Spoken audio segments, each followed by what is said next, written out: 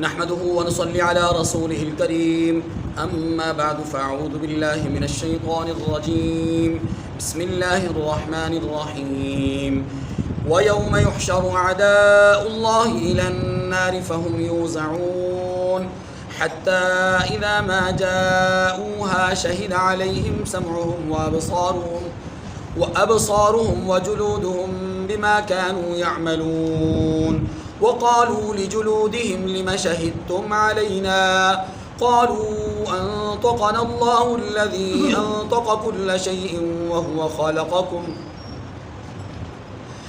خلقكم أول مرة وإليه ترجعون وما كنتم تستترون أن يشهد عليكم سمعكم ولا أبصاركم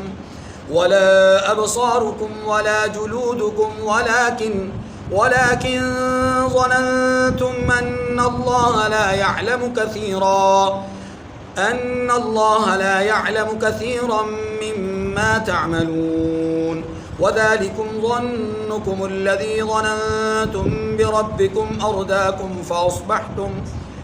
أرداكم فأصبحتم من الخاسرين فإن يصبروا فالنار مثوى لهم وإن يستعتبوا فما هم من المعتبين وقيضنا لهم قرناء فزينوا لهم ما بين أيديهم وما خلفهم وحق عليهم القول في قد خلت من قبلهم من الجن والإنس إنهم كانوا خاسرين صدق اللہ العظیم۔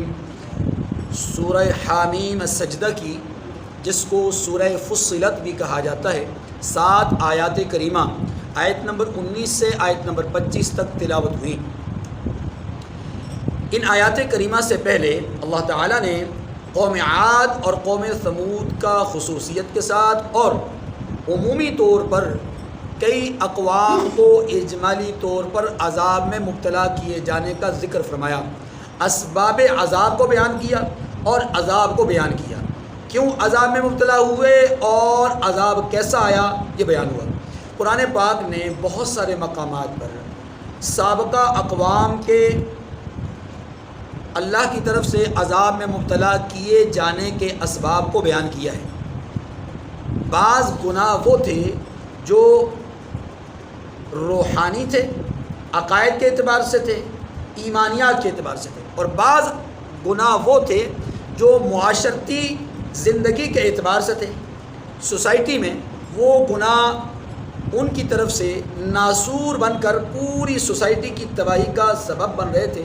اللہ ذوالجلال نے ان لوگوں کو عذاب میں مبتلا کیا اور بار بار قل سیروا فی الارض اولم یسیروا فی الارض کے الفاظ کہہ کر کے کھنڈرات کی طرف، ان کے تباہ حال اور مسمار شدہ مکانات اور بستیاں اور علاقے، ان کی سیر کرنے کو کہا گیا۔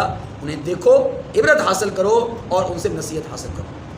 یہ پس منظر آپ کو اس لیے بیان کرنا ضروری ہے تاکہ اگلی جو آیات کریمہ جن کو ہم نے ابھی تلاوت کیا ہے ان کے مقاصد کو ہم سمجھ سکیں۔ ان آیات کریمہ کا بنیادی مقصد تنبیہ ہے اور توجہ دلاؤ نوٹس ہے کہ وہ جو عذاب میں مبتلا قومیں ہیں وہ عذاب میں اس دنیا کے اندر مبتلا ہوئی، حقیقت میں کل قیامت کے دن اصل رسوائی تو اس وقت ہوگی۔ دنیا کی ذلت کو اور آخرت کی رسوائی کو بیان کر کے گویا یہ عبرت دی گئی ہے کہ ان جیسے کام مت کرنا، ورنہ وہ بھی دنیا میں ذلیل ہوئے، آخرت میں رسوا ہوں گے، تم بھی ذلیل ہو جاؤ گے اور آخرت میں رسوا ہو جاؤ گے۔ یہ اصل بات۔ اب دیکھیے آیات کریمہ کو۔ سورہ مبارکہ کا عنوان استقامت ہے، اور یہ آیات اور اس سے پچھلی آیات جہاں کفار پر اللہ کی طرف سے ناراضگی کا اظہار ہے، وہیں پر مومن کے حوالے سے اس کو یہ سبق بھی دیتی ہے کہ تم نے استقامت کا مظاہرہ کرنا ہے. کہیں ایسا نہ ہو کہ تم ان کے احوال سے متاثر ہو کر کے انہیں تو مصیبت ہی کوئی نہیں پہنچ رہی, انہیں تو آزمائش میں ہی نہیں ڈالا جا رہا, ان کو تو عذاب میں مبتلا نہیں کیا جا رہا, کہیں تم غلط ڈگر پہ نہ چل پڑنا, استقامت کا مظاہرہ کرنا, ورنہ کہیں ایسا نہ ہو کہ وہ تو عذاب میں مبتلا ہوں ہی ہوں, تم بھی ساتھ جلا دیے جاؤ اور ذلت و رسوائی کا حقدار اور مستحق بن جاؤ. وَيَوْمَ يُحْشَرُ أَعْدَاءُ اللَّهِ إِلَى النَّارِ فَهُمْ يُوزَعُونَ, اور جس دن اللہ کے دشمن دوزخ کی طرف چلائے جائیں گے تو ترتیب وار کر لیے جائیں گے. گویا وہ دن منکرین, ملحدین, مرتدین, زندیقین, مشرکین اور کافروں کے اجتماع کا دن. اب اس آیت کریمہ کو ذرا اس منظر کے اعتبار سے سمجھیے. قیامت کے دن اہل جہنم کو جہنم کی طرف ہنکایا جائے گا. وسیق الذین کفروا الی جہنم زمرا. جب یہ جہنم کی طرف جا رہے ہوں گے اور پورا ایک لشکر ہوگا جو جا رہا ہوگا, اللہ ہم سب کی حفاظت فرمائے, اس وقت اللہ پاک فرماتے ہیں کہ ان کو ایک جگہ پر روک دیا جائے گا. روکنا دو وجہ سے ہو سکتا ہے. ایک اس وجہ سے کہ وہ جو آگے آگے لے جائے جا رہے ہیں ان کو روکنے کا مقصد یہ کہ پیچھے والے بھی ان تک پہنچ جائیں.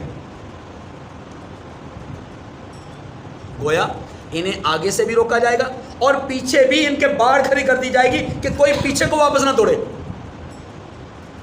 بڑکتے شعلوں کو دیکھ کر کے, بلند و بالا شعلوں کو دیکھ کر کے, عذاب یعنی جہنم کی جو آگ ہے اس کی آواز کو سن کر کے جو ہیبت, جو رعب اور دبدبہ ان پر طاری ہوگا, اس کی وجہ سے کہیں پیچھے کو بھاگے نہ. تو آگے سے بھی روکا جائے گا تاکہ پیچھے والے وہاں پہنچ جائیں, اور پیچھے سے اس لیے روکا جائے گا تاکہ یہ واپس پیچھے کو پلٹ نہ سکے. ایک تو روکنے کا یہ معنی ہے, اس لیے روکا جائے گا تاکہ یہ سب لوگ اکٹھے ہو جائیں اور پھر اکٹھے ہی ان کو دھکیل دیا جائے جہنم کے اندر.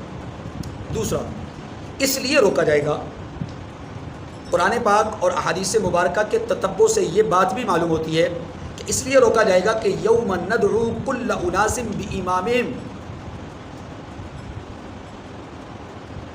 ہر ایک گناہ کے اعتبار سے الگ ایک جماعت کھڑی کی جائے گی.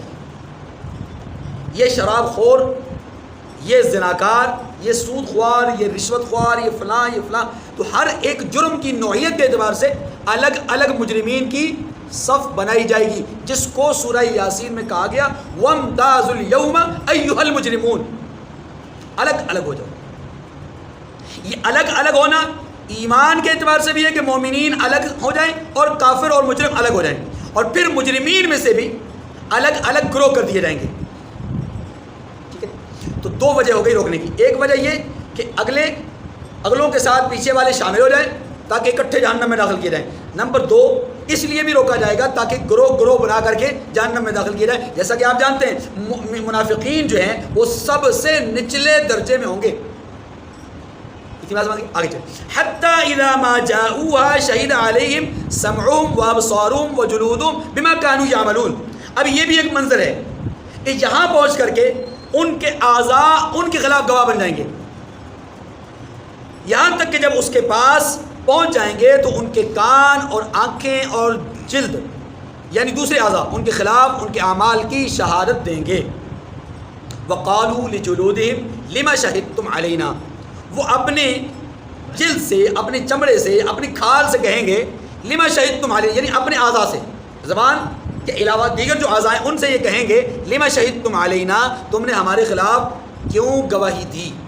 حالانکہ دنیا میں تمہیں ہی راحت پہنچانے کے لیے, ہاتھ تجھے ہی تو راحت پہنچانے کے لیے ہم نے گناہ کیا, اے ٹانگ تجھے ہی تو راحت پہنچانے کے لیے گناہ کیا, اے دل تجھے ہی تو گناہ اپنا راحت پہنچانے کے لیے گناہ کیا. یعنی ہم دنیا میں جو جرائم کرتے رہے یہ تمہارے ہی فائدے کے لیے کرتے رہے. یعنی انسان خود اپنے اعضاء سے مخاطب ہوگا کہ اے اعضاء, اے میرے جسم کے حصوں ٹکڑوں, میں تمہیں راحت پہنچانے کے لیے تو جو ہے وہ خود کو گناہ میں مبتلا کرتا رہا یا گناہ کرتا رہا, اب تم میرے ہی خلاف اٹھ کر کھڑے ہو گئے اور گواہی دینے لگے.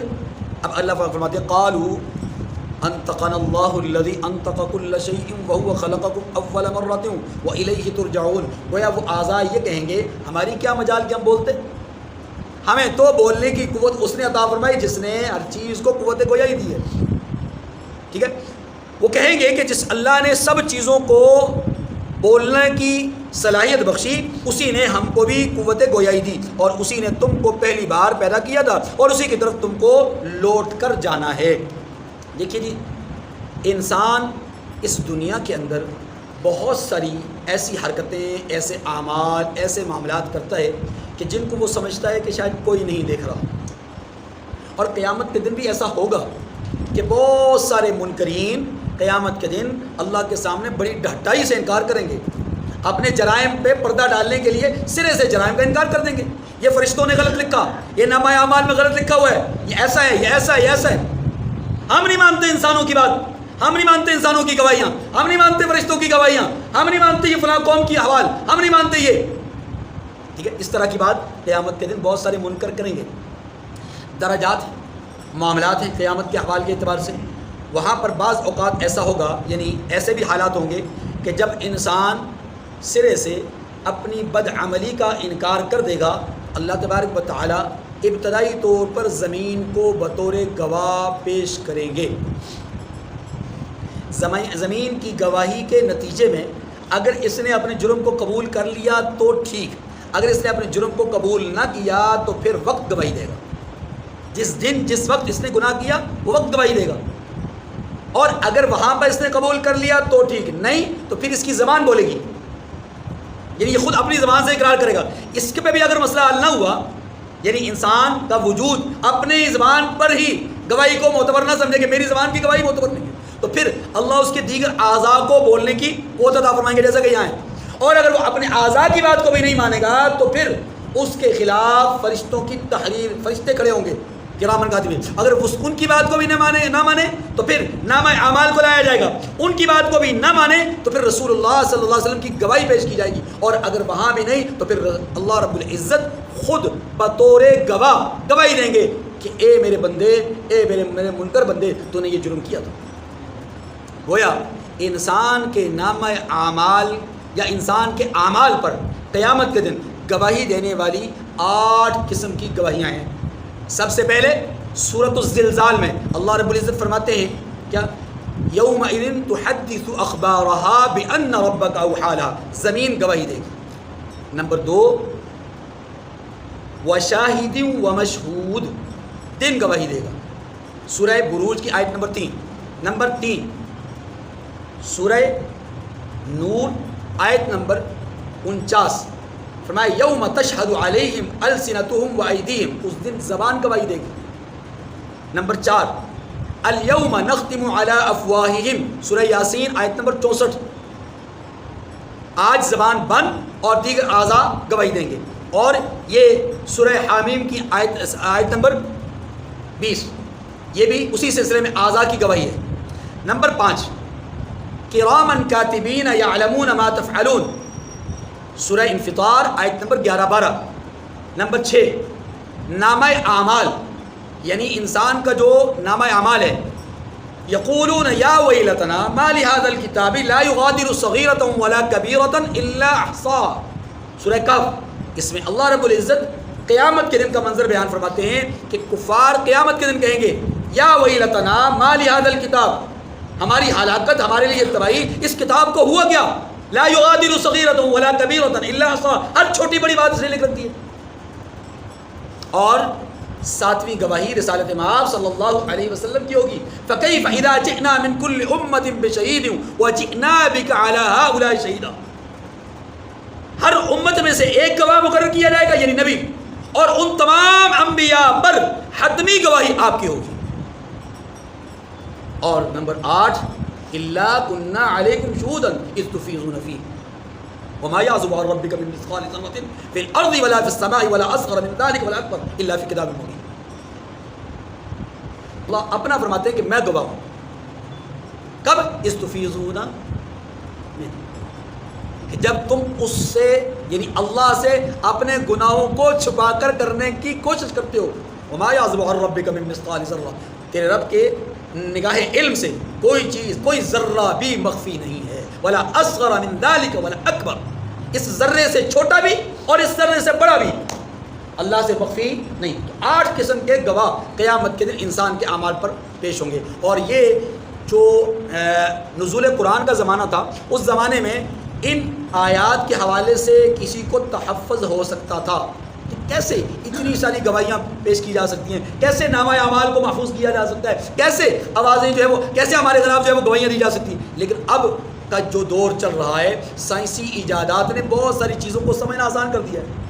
تصویر، پورے نئے نقش، پورا کا پورا چہرہ صفائی ستھرائی کے ساتھ تصویر کھینچی جاتی ہے، اور وہ بالکل صاف ستھری ہو بہو جیسا کہ انسان ہوتا ہے، چلتی پھرتی تصویریں محفوظ کی جاتی ہیں۔ دیکھیں کیمرے میں کیا ہو رہا ہے، آوازیں ریکارڈ کی جاتی ہیں۔ اب تو یہ چیزیں مشکل نہیں ہو رہی، بلکہ اب تو سائنس کی ایجادات، نئی نئی ایجادات کرنے والے لوگ وہ تو یہاں تک دعوے کرنے لگے ہیں کہ کچھ سالوں پیچھے جو لوگ دنیا سے چلے گئے ان کی آوازوں کو بھی کیچ کیا جا سکتا ہے، ان کی آوازوں کو بھی جو وہ محفوظ کیا جا سکتا ہے، یا ان کی آوازوں کو بھی سنایا جا سکتا ہے۔ اگر یہ باتیں درست ہو جاتی ہیں تو یہ تو قرآن پاک کی عین آیات کریمہ کی بات ہی کو گویا کہ عملی طور پر ظاہر کیا جا رہا ہے، یہ کوئی نئی چیز نہیں ہے۔ قرآن پاک نے تو ہر چیز کو محفوظ کرنے کی بات کی ہے، لا یغادر صغیرۃ ولا کبیرۃ الا احصاها، کیا ہے یہی تو بات ہے، ذرہ اور ذرے سے بھی کم اللہ محفوظ کیے ہوئے ہیں۔ اور کب کا؟ آدم علیہ السلام کی تخلیق سے لے کر کے آخری انسان تک، کتنا بڑا سسٹم کمپیوٹر، وہ بھی ایک حد تک چلے گا اور ایک حد کے بعد اس کی بھی ایکسپائری ڈیٹ آ جائے گی، لیکن اللہ کے نظام میں جو نامہ اعمال ہے وہاں پر ایکسپائری سسٹم نہیں۔ دیکھیے وقالوا لجلودہم لما شہدتم علینا، وہ اپنی جلدوں سے اپنے اعضاء سے کہیں گے کہ تم نے ہمارے خلاف گواہی کیوں دی؟ میں نے عرض کیا کہ وہ کہیں گے کہ اچھا، یہاں پر ایک حدیث مبارکہ مجھے یاد آ گئی۔ رسول اللہ صلی اللہ علیہ وسلم ایک روز، مسلم شریف کی روایت ہے، آپ صلی اللہ علیہ وسلم ایک روز صحابہ کرام کے سامنے مسکرائے، اور پھر آپ نے خود ہی فرمایا تم پوچھو گے نہیں کیوں میں کیوں مسکرایا؟ صحابہ کرام نے عرض کی کہ یا رسول اللہ فرما دیجئے۔ اللہ کے رسول صلی اللہ علیہ وسلم نے فرمایا کہ قیامت کا دن ہوگا، کچھ انسان ایسے ہوں گے جو رب ذوالجلال کے سامنے کہیں گے کہ اے اللہ، یہ نامہ اعمال، یہ فرشتے اور یہ سارے معاملات یہ ہمیں قابل قبول نہیں ہیں، اور تیرا وعدہ بھی ہے کہ تو کسی پر ظلم نہیں کرے گا، تو پروردگار یہ ساری چیزیں ہمارے خلاف جھوٹی گواہی دے رہی ہیں، یہ جتنے گواہ ہیں یہ سارے کے سارے جھوٹے ہیں، پروردگار ہم تو تب مانیں گے جب ہمارا وجود ہم پر گواہی دے گا، ہم کسی اور کی گواہی کو قبول نہیں کرتے، ہمیں کسی اور کی گواہی منظور نہیں۔ تو رسول اللہ صلی اللہ علیہ وسلم مسکرا کر فرما رہے ہیں کہ پھر اللہ ذوالجلال ان کے اعضاء کو ان کے خلاف گواہ کھڑا کریں گے، پھر ان کے اعضاء میں سے ہر عضو اس سے صادر ہونے والے جو گناہ ہیں وہ اس کا اظہار کرے گا۔ ہاتھ نے جتنے گناہ کیے، آنکھ نے جتنے گناہ کیے، کان نے جتنے گناہ کیے، پاؤں نے جتنے گناہ کیے، دل اور دماغ نے جتنے گناہ کیے، جتنے انہوں نے گناہ کیے، حتیٰ کہ ران اور تمام پیٹھ پشت، یعنی جو گناہ ان سے صادر ہوئے ان گناہوں کے حوالے سے اعضاء بولتے جائیں گے، اور وہ شخص شرمندگی کی وجہ سے نگاہ پست کیے ہوگا۔ گویا اللہ کے رسول صلی اللہ علیہ وسلم نے اس حدیث مبارکہ میں سمجھایا کہ کچھ لوگ قیامت کے دن ایسے ہوں گے جو اپنے اعمال پر غیر کی گواہی کو قبول نہیں کریں گے جب تک کہ ان کے اعضاء ان کے خلاف گواہی نہ دیں، اور اعضاء ان کے خلاف تو گواہ ہوں گے، جیسا کہ آیت کریمہ فرمایا وقالوا انطقنا الله الذي انطق كل شيء وهو خلقكم اول مره واليه ترجعون، وہ کہیں گے کہ جس اللہ نے سب چیزوں کو قوت گویائی بخشی اسی نے ہمیں بھی قوت گویائی دی، اور اسی نے تم کو پہلی بار پیدا کیا تھا اور اسی کی طرف تم کو لوٹ کر جانا ہے۔ آگے وما كنتم تستترون ان يشهد عليكم سمعكم ولا ابصاركم ولا جلودكم ولكن ظننتم ان الله لا يعلم كثيرا مما تعملون، اور تم اس بات سے تو بے خوف ہو چکے تھے کہ پردہ نہیں کرتے تھے کہ تمہارے کان اور تمہاری آنکھیں اور تمہارے چمڑے تمہارے خلاف شہادت دیں گے، بلکہ تم تو یہ بھی خیال کرتے تھے کہ اللہ کو تمہارے بہت سے عملوں کی خبر ہی نہیں ہے۔ اس آیت کریمہ میں اللہ تبارک و تعالیٰ نے دو باتیں فرمائی ہیں۔ پہلی بات یہ ہے کہ تم جب بدعملی کا مظاہرہ کرتے تھے اس وقت تمہارے تصور اور خیال میں یہ بات نہیں ہوتی تھی کہ کل قیامت کے دن وہی اعضاء جن سے تم گناہ کر رہے ہو یہ تمہارے خلاف گواہ کھڑے ہو جائیں گے، تمہیں تصور بھی نہیں تھا۔ اور دوسرا رب کے بارے میں وہ تو تمہارا گمان یہ تھا کہ اللہ کو بہت ساری باتوں کا پتہ ہی نہیں ہے۔ اب اللہ کیا فرماتا ہے وَذَلِكُمْ ظَنُّكُمُ الَّذِي ظَنَنْتُمْ بِرَبِّكُمْ، اور اسی خیال نے جو تم اپنے پروردگار کے بارے میں رکھتے تھے ارداکم، تمہیں ہلاکت میں ڈال دیا، یہی خیال تمہیں بربادی تک لے گیا۔ اسی لیے تو کہتے ہیں اللہ کا خوف ہر وقت دل میں بسا رہنا چاہیے۔ خوف الہی ہوگا تو انسان گناہ سے، بد عملی سے، بد کرداری سے بچے گا۔ اگر خوف الہی نہیں ہے تو پھر انسان شیطان کے بہکاوے میں بڑی آسانی سے آ جائے گا۔ فَأَصْبَحْتُم مِّنَ الْخَاسِرِينَ، تو تم خسارہ پانے والوں میں سے ہو گئے۔ فَإِن يَصْبِرُوا فَالنَّارُ مَثْوًى لَّهُمْ وَإِن يَسْتَعْتِبُوا فَمَا هُم مِّنَ الْمُعْتَبِينَ۔ یہاں پر بھی دو باتیں فرمائی گئی ہیں، دیکھیے ان دو باتوں کو پہلے سمجھیں۔ پہلی بات یہ ارشاد فرمائی گئی کہ دنیا کے اندر بعض اوقات ایسا ہوتا ہے کہ انسان کسی مصیبت میں، پریشانی میں مبتلا ہوتا ہے تو یا کسی نے اس کو کوئی سزا دی ہوتی ہے یا کوئی اس طرح کا انتقام لیا ہوتا ہے، اگر یہ آدمی اس انتقام پر، اس سزا پر قدر عاجزی کا اظہار کر دے، قدر انکساری پیش کر دے، کوئی صبر کا مظاہرہ کرے تو سزا دینے والوں کو ترس آ جاتا ہے کہ چل یار تھوڑا سا معاف کر دیتے ہیں۔ یہ جیلوں میں بھی ہوتا ہے، آپ جانتے ہیں کہ بڑے بڑے جو مجرم ہوتے ہیں، قیدی ہوتے ہیں، کئی سالوں کو سزائیں ہوتی ہیں، اگر ان کے رویے اور اخلاق اور معاملات جیل میں اچھے ہوں تو ان کی کچھ سالوں کی سزا معاف کر دی جاتی ہے۔ یہ دنیا کے اندر ایک نظام ہے، صبر کرو، اگر اچھا برتاؤ کرو، اچھے اخلاق کا مظاہرہ کرو، عاجزی اور انکساری کا مظاہرہ کرو تو سزا میں کمی آ سکتی ہے۔ یہ اللہ نے اس کے مقابلے میں فرمایا قیامت کے دن تم صبر بھی کرو گے، عاجزی کا مظاہرہ بھی کرو گے، انکساری کا مظاہرہ بھی کرو گے، سر تسلیم خم بھی کرو گے، پھر بھی تمہیں جہنم کے عذاب سے چھٹکارا نہیں ملے گا۔ تو کیا بہتر نہیں ہے کہ دنیا کے اندر ہی عاجزی اختیار کر لو؟ تو کل تم نے اختیار کرنی ہے اور اس کا کوئی صلہ نہیں ملنا، آج اختیار کرو تاکہ کل کو اس کا صلہ بھی اچھا ملے۔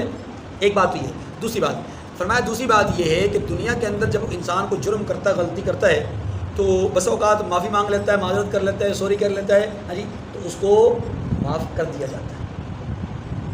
اور اللہ کا نظام بھی ایسا ہی ہے کہ اگر تم دنیا میں معافی مانگو تو اللہ معاف کر دیں گے، لیکن قیامت کے دن معافیاں مانگتے پھرو گے، اللہ سے بخشش طلب کرتے پھرو گے، اپنے گناہ کو منہدم کرنے اور گناہ کو ختم کرنے کے حوالے سے خود کو سرنڈر کرو گے، خود کو اللہ کے سامنے عاجزی کے ساتھ پیش کرو گے، تب بھی قیامت کے دن معافی قبول نہیں ہوگی۔ یہ دو باتیں فرمایا، فَإِن يَصْبِرُوا فَالنَّارُ مَثْوًى لَّهُمْ۔ اب اگر یہ صبر کریں گے تو ان کا ٹھکانہ دوزخ ہے، معنی یہ صبر کریں یا نہ کریں دونوں صورتوں میں کیا ہے ٹھکانہ۔ اگلی بات وَإِن يَسْتَعْتِبُوا فَمَا هُم مِّنَ الْمُعْتَبِينَ، اور اگر توبہ کریں گے تو ان کی توبہ قبول نہیں کی جائے گی۔ وَقَيَّضْنَا لَهُمْ قُرَنَاءَ فَزَيَّنُوا لَهُم مَّا بَيْنَ أَيْدِيهِمْ وَمَا خَلْفَهُمْ وَحَقَّ عَلَيْهِمُ الْقَوْلُ فِي أُمَمٍ قَدْ خَلَتْ مِن قَبْلِهِم مِّنَ الْجِنِّ وَالْإِنسِ إِنَّهُمْ كَانُوا خَاسِرِينَ۔ اور ہم نے شیاطین کو ان کا ہم نشین مقرر کر دیا تھا۔ کیا معنی یہ ہے کہ ان کے ہم نشین بہت برے لوگ ہو گئے تھے، من الجنۃ والناس، جنات میں سے اور انسانوں میں سے۔ وَقَيَّضْنَا لَهُمْ قُرَنَاءَ، قرین ساتھی کو کہتے ہیں، ہم نے ان کے ساتھی بڑے بڑے مقرر کر دیے تھے۔ دیکھیے یہ اللہ رب العزت نے اپنے فیصلے کا اظہار نہیں فرمایا کہ ہم نے جبراً ایسا کیا، نہیں، لوگوں کی اپنی روش کی وجہ سے ان کے ساتھی برے ان کے ساتھ لگا دیے۔ اب یہ برے ساتھی انسانوں میں سے بھی ہو سکتے اور شیاطین میں سے بھی ہو سکتے ہیں، اور قیامت کے دن انسان اللہ کے دربار میں کہے گا، صرف فرقان میں آتا ہے، یا لیتنی لم اتخذ فلانا خلیلا، ایک کاش کہ میں فلاں کو اپنا دوست اور ساتھی نہ بناتا، قیامت کے دن کہے گا، لیکن اس وقت اس کا کہنا قابل قبول ہے۔ چلیے فرمایا کہ ہم نے شیطانوں کو ان کا ہم نشین مقرر کر دیا تھا، تو انہوں نے ان کے اگلے اور پچھلے اعمال ان کو عمدہ کر دکھائے تھے، معنی یہ ان کے اعمال کو ان کے سامنے اچھا پیش کر دکھایا، اور جنات اور انسانوں کی جماعتیں جو ان سے پہلے گزر چکی ان پر بھی اللہ کے عذاب کا وعدہ پورا ہو گیا۔ آگے فرمایا انہم کانوا خاسرین، بے شک یہ نقصان اٹھانے والے ہیں۔ اللہ تعالیٰ مجھے اور آپ کو سمجھنے کی توفیق نصیب فرمائے۔ وآخر دعوانا الحمدللہ رب العالمین۔